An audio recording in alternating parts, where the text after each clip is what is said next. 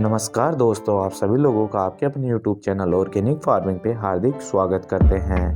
अगर मैं बात करूं कि बगीचा सभी को प्यारा लगता है और बगीचे में अगर सुंदर फूल, स्वादिष्ट सब्जियां खाने को मिले तो फिर बात ही क्या है।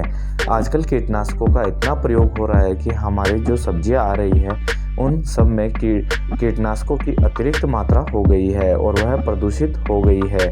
यानी कि हम कह सकते हैं कि वह आप सब्जियों के रूप में जहर खा रहे हैं। तो हम आपसे अक्सर कहते रहते हैं कि आप अपने घर के बगीचे में, छत के बगीचे में या अपने खेतों में भी ऑर्गेनिक तरीके से अपने लिए शुद्ध सब्जियां व फसल उगा सकते हैं। हमें बात करूं कि वैज्ञानिक तरीका क्या होता है या ऑर्गेनिक तरीके से कैसे आप फसल उत्पादन कर सकते हो।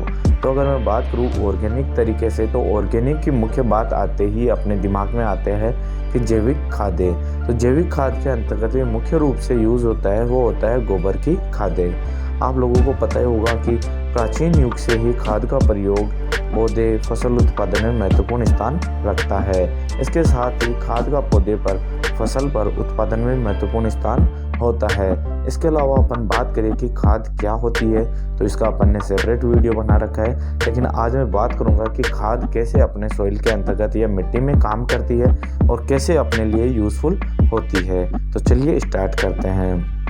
तो खाद क्या होती है? तो जल के अतिरिक्त वे सब पदार्थ जो मिट्टी में मिल जाने पर उर्वरता में सुधार करते हैं, उसे ही अपन क्या कहते हैं, खाद कहते हैं। इसके अलावा मैं बात करूं कि खाद के उद्देश्य क्या है, अपन खाद क्यों देते हैं, तो यह अपने सॉइल के अंतर्गत जाता है और संतुलित पोषक तत्व उपलब्ध कराना व पौधे के अधिक से अधिक संतुलित मात्रा में सभी आवश्यक पोषक तत्वों को उपलब्ध कराने का कार्य करता है। इसके अलावा मैं बात करूं कि फसलों से अधिक लाभ प्राप्त करने के लिए भी गोबर की खाद का यूज़ किया जाता है, क्योंकि भूमि में बार बार फसल उत्पादन से मिट्टी व गमलों में उपस्थित मिट्टी में पोषक तत्व घट जाते हैं। तो यह खाद उन्हीं पोषक तत्वों को बनाए रखता है।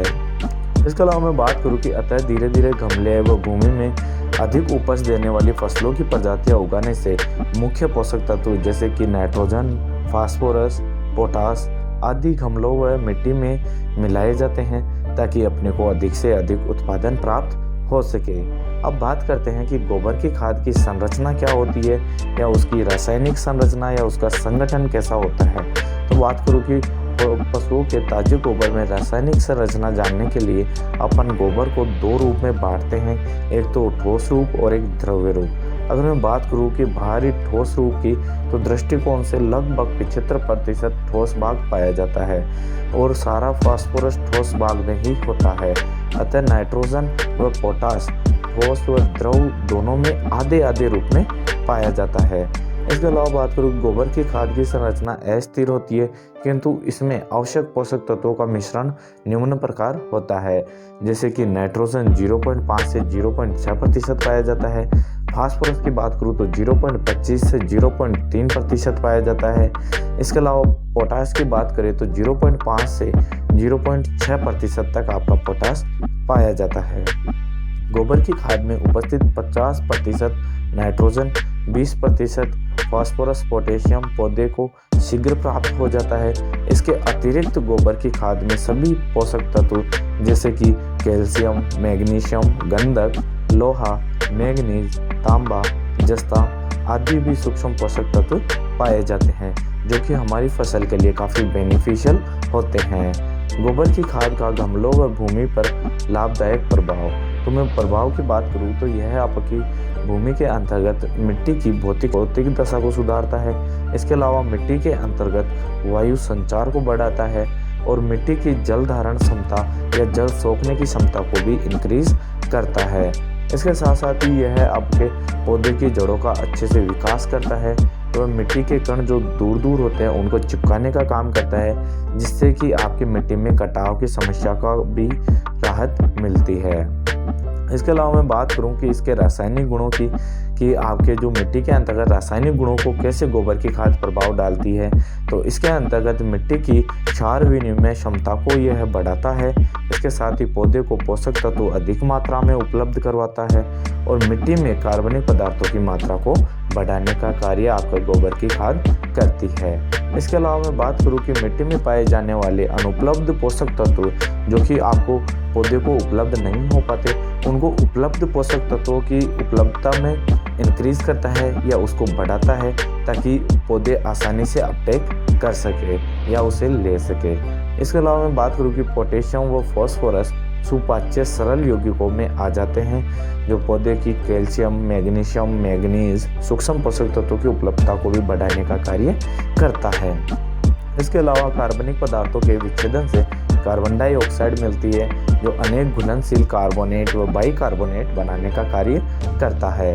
इसके साथ ही अगर गोबर की खाद का प्रयोग करने की विधि की बात करूं तो अपन पहले भी बात कर चुके हैं, लेकिन इसमें मैं थोड़ा बहुत बताना चाहूँगा कि गोबर की खाद को गमलों व खेत में किसी भी विधि से डाल सकते हैं, लेकिन कुछ बातें अपने को ध्यान रखने वाली होती है कि खाद जो गोबर की खाद है उसे 15 से 30 दिन पूर्व अपन खेत के अंतर्गत यूज़ करना चाहिए। तो मैं बात करूँ गोबर की खाद डालने का समय, तो गोबर की सड़ी हुई खाद को ही सदैव फसल बोने व गमलों में पौधे को लगाने के लिए प्रयोग करें।